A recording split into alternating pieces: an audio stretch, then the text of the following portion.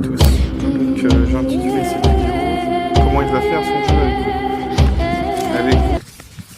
Et comment il va vous manipuler en fait. Son jeu à lui, ça va être de vous manipuler bien sûr. Donc il va utiliser beaucoup de subtilité et de finesse d'esprit. Donc il a une grande subtilité psychologique et des traits très subtils. Il y avait un autre mot, attendez, je vais vous trouver le mot. Excusez-moi, il y a un peu de bruit des camions. Donc voilà, finesse, une grande finesse psychologique. Dans cette subtilité, il y a une finesse au niveau de sa psychologie.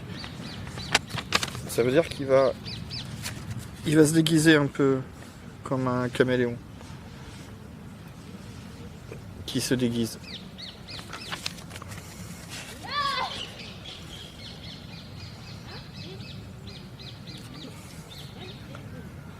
Donc il va peut-être vous faire des cadeaux aussi, vous proposer de l'argent, ou vous donner de l'argent.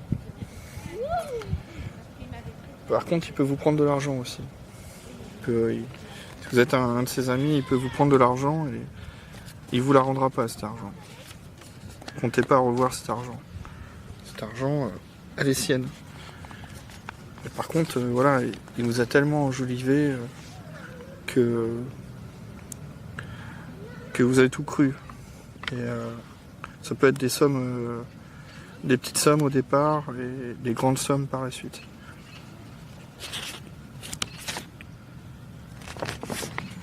Alors en famille, par contre, il peut vous faire des cadeaux. Il peut vous offrir des cadeaux. Je prends l'arbre. Bon, ça va.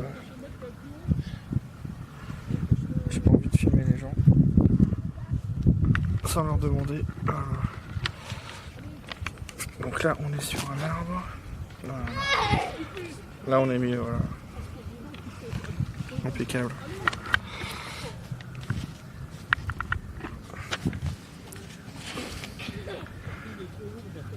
Donc il va vous prendre votre argent si vous êtes un ami. Si vous êtes en famille, il va vous manipuler en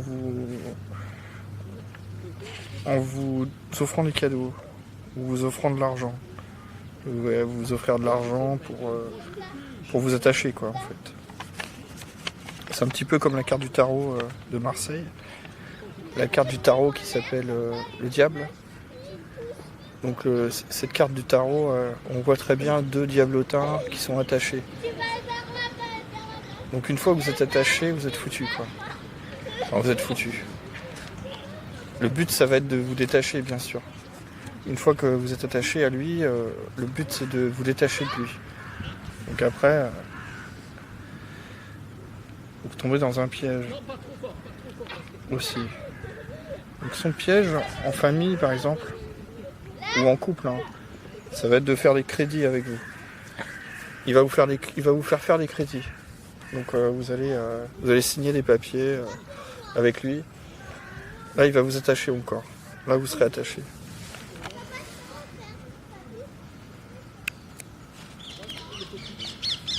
Alors en famille, si vous êtes un enfant de lui, si vous êtes un de ses enfants, il va vous proposer de vous offrir des choses. Il va vous promettre. Il va vous faire des cadeaux.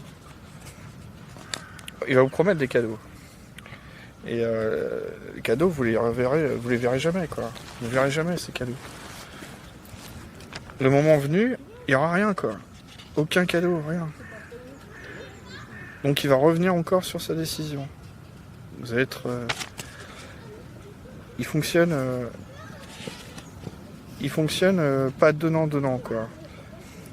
Il fonctionne plutôt donnant-prenant. Donc il va vous donner des émotions qui vont faire que vous allez vous sentir bien, quoi. Il va travailler sur vos émotions. Il va vous faire croire qu'il va vous donner... ça peut être des cadeaux pour les enfants, ça peut être des sorties. Sortie à la plage, ça peut être un cadeau, ça peut être le fait de faire un gâteau ou faire des crêpes. En fait, il Ouais, elle ou lui, hein, ça peut être elle. Et en fait, vous aurez jamais, voilà, le petit moment de bonheur qu'il vous a promis, vous le verrez pas. Vous n'allez pas le voir. Donc vous allez finir dans votre chambre tout seul, à pleurer, voilà.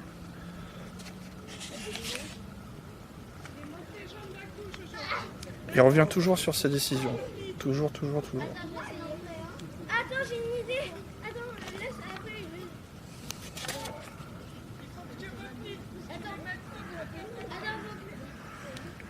Alors tout ça, c'est pour créer une frustration en vous. Et cette frustration vous fait rentrer dans un stress. Ce qu'il aime bien, c'est un peu comme si vous mettez de l'eau dans une casserole. Vous faites chauffer l'eau. Et l'eau arrive à ébullition. En fait, lui, vous êtes l'eau. Et l'eau, c'est vous. Alors, il vous fait chauffer, bouillir. Une fois que vous êtes bien bouilli, voilà quoi, il est content. Vous avez bouilli, bouilli, bouilli quoi. Et votre cerveau se ramollit. Voilà, parce que dans le stress, quand on rentre dans un stress, l'être humain, il est... voilà, il a son cerveau qui commence à bloquer. Donc les prises de décision, il ne va pas trouver des solutions. Son cerveau il marche au ralenti. Donc quand vous êtes dans le stress, votre cerveau marche au ralenti. Donc on va parler du fonctionnement. Comment est-ce qu'il fonctionne? Ouais, j'ai un peu les gamins qui me font chier.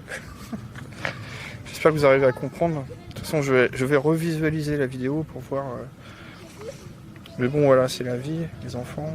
Mais il ne faut pas que ça dérange ma vidéo. C'est moi aussi qui me suis un peu mal placé. Et en fait, peut-être que j'ai exorcisé quelque chose. Parce qu'en fait, j'étais venu là avec une pervers narcissique. Et je me remets là à refaire la vidéo. Donc je dois être sûrement, mon inconscient doit exorciser les choses un peu. Puis en ce moment, en plus, je travaille sur la vulnérabilité. Donc on va passer au fonctionnement. Voilà. Donc alors des fois, il vient vers vous, il se présente en sauveur. Voilà, vous êtes son sauveur. Et il est en train de vous sauver. Enfin, vous pensez qu'il vous sauve. Bon, c'est un rôle qu'il prend. Vous n'avez peut-être pas besoin de sauveur, quoi.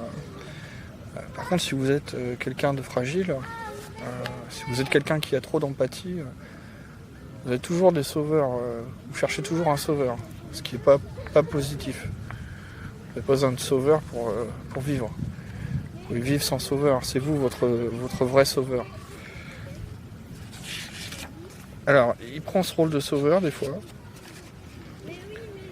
Alors des fois vous avez pitié de lui aussi parce que vous voyez qu'il est malheureux. Des fois il se présente en victime.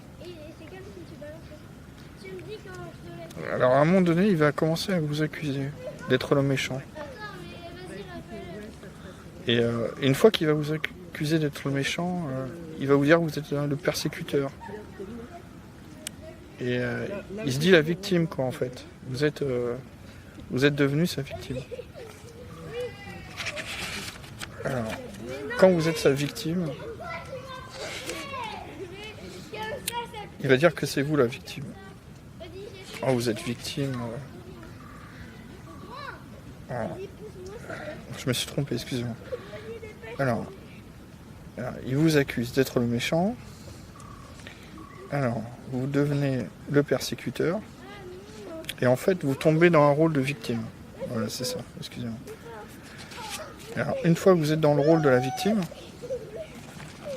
que vous êtes victime quand même de lui, quoi. Alors, vous commencez par culpabiliser. Là, vous commencez par vous sentir coupable. Vous culpabilisez d'être le méchant, quoi, le persécuteur. Alors, vous croyez que c'est lui la victime, mais en fait, c'est vous la victime.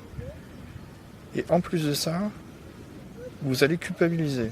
Vous imaginez le scénario, quoi.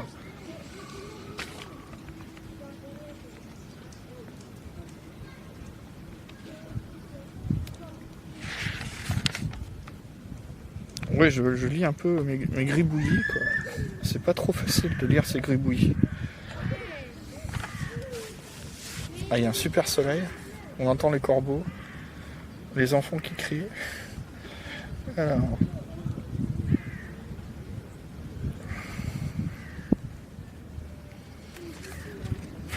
Ah voilà, vous êtes contaminé. Vous êtes... Là, quand vous êtes dans ce genre de cercle... où vous êtes accusé, vous êtes le méchant, lui c'est la victime. Alors donc c'est toujours un peu le même cercle vicieux. Il emprunte toujours le même circuit. Hein. Il vous fait tomber en culpabilité. Vous êtes toujours le méchant. Pour lui, vous êtes le méchant. Du coup, vous avez pitié. Hein. La pitié, essayez de la sortir. Donc voilà, c'est une sorte de triangle en fait. Voilà. J'aurais peut-être dû aller dans la forêt. N'empêche qu'elle devrait me devoir une grande belle chandelle.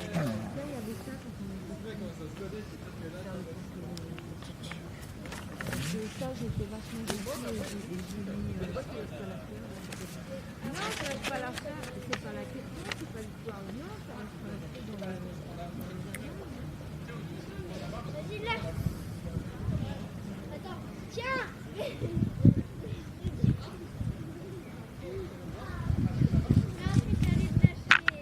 Alors, je ferai une autre vidéo qui parlera des émotions. Les émotions qu'on a avec lui, quoi. Comment on fonctionne ensuite, en fait. En fait, on devient plus terne, hein, on devient moins joyeux. Bon, déjà, si vous faites un travail qui vous donne pas beaucoup de joie, ça va rajouter une strate négative. Alors, je pense qu'on est fait pour vivre cette vie avec de la joie. Donc, essayez de trouver un travail qui vous plaise, quoi. Quelque chose qui vous plaise, un minimum. Je dis pas à 100%, mais il n'y a pas de boulot facile. Tout est compliqué. Il y a des boulots plus sympas que d'autres et qui vous correspondent plus. Donc essayez de les trouver. Et même si vous en faites pas, tant pis, vous vivez, vous donnez de vous-même. Vous êtes vivant et personne ne vous a dit, voilà, c'est pas... Personne vous impose de travailler. Mais au moins donnez de vous-même et on peut pas vivre sans stress. Il y a du bon stress, donc dites-vous qu'il y a du bon stress dans tout. Dans le travail, dans l'amour, dans l'amitié, il y a du bon stress. Des fois, on a besoin de ce stress pour avancer, quoi. Et pour se sentir bien, on a besoin de ce petit stress, quoi, positif. Donc par contre, essayez de sentir la différence entre avant et maintenant. Essayez de sentir la différence entre votre joie d'avant et votre joie de maintenant, quoi.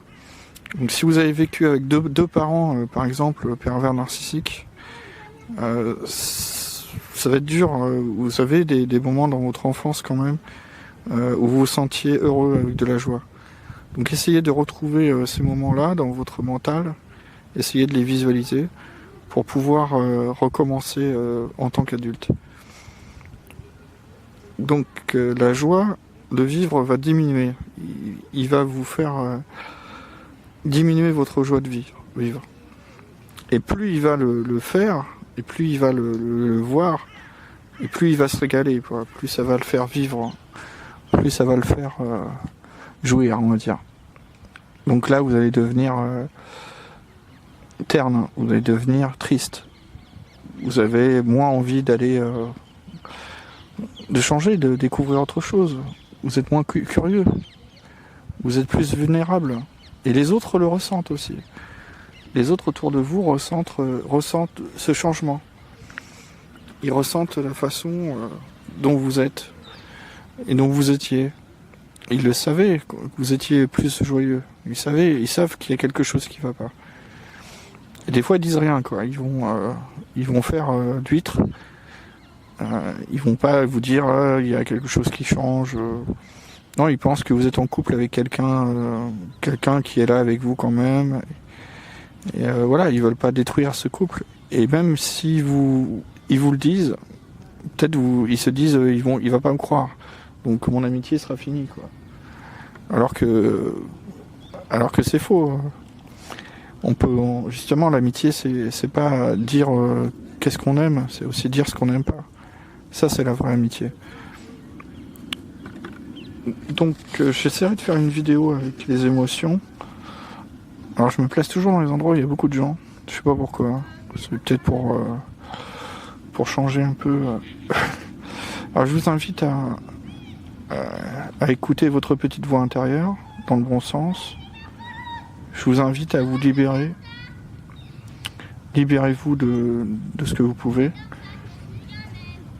Libérez-vous de lui ou de elle. Alors, il y aura d'autres vidéos sur l'émotion et le pervers narcissique. Voilà. Il y aura d'autres vidéos là-dessus. Donc j'essaierai de regrouper des choses là-dessus. Sur tous les côtés émotionnels. Bon, j'arrête la vidéo et je vous dis à bientôt. Ciao.